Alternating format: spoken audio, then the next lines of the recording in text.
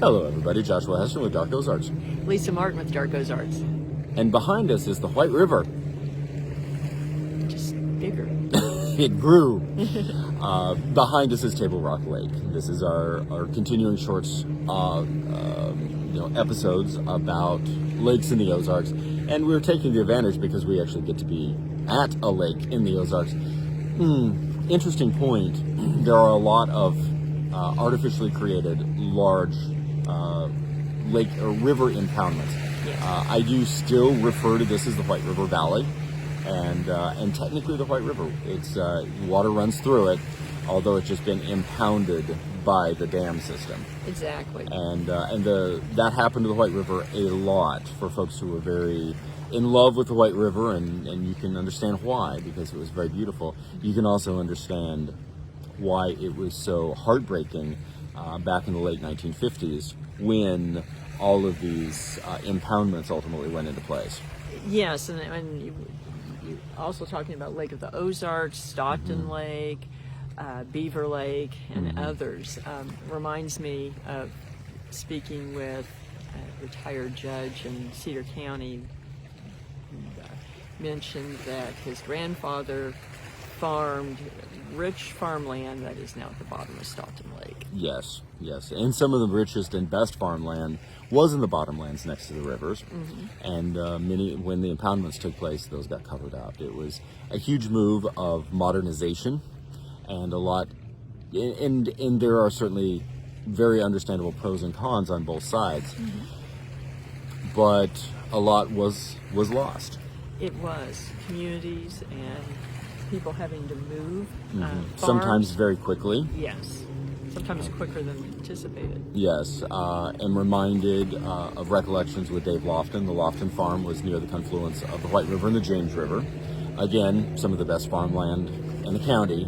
And he was about 4 years old when the lake began to fill up. And Army Corps of Engineers essentially ushered them out. Oh, wow.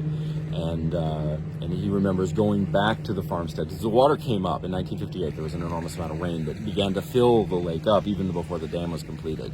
And then they had to, in essence, evacuate to a different farm that was not, realistically, was not as high quality in terms of farmland and acreage. And then he remembers being very young and going back, and the Army Corps of Engineers had already burned their farmhouse down. Oh. And remembers finding, he went and found he had stuck pennies into the windowsill, and he went back and found the melted pennies. Oh, wow. And was a strong recollection of the barn. They did not get to burn the barn because as the water came up, the barn actually floated off of its foundations and tipped over. Oh, wow. And then when the water receded shortly after that, they went back and found their barn on its side. Oh, wow. And now that's under a couple 100 feet of water. And it happened to a lot of people. It did. Same time, it brought progress in the form of electricity and other improvements. And so, as with most things, it's a double-edged sword. It is. It truly is. We're not very far from the original location of Oasis, which was a small but thriving village at the turn of the century. Last century, not this one. At the base of a mountain. The very top of that mountain today is an island. Yeah. Not very far from Longbridge. Yeah. And 86, Highway 86, near Bed Cedar. And we're going to talk a little bit more about the local lore and a little bit about Deep Lake lore in our next episode. But we thank you for joining us. And again, pros and cons, sometimes there are no easy answers, but the one thing is the lake is indeed beautiful.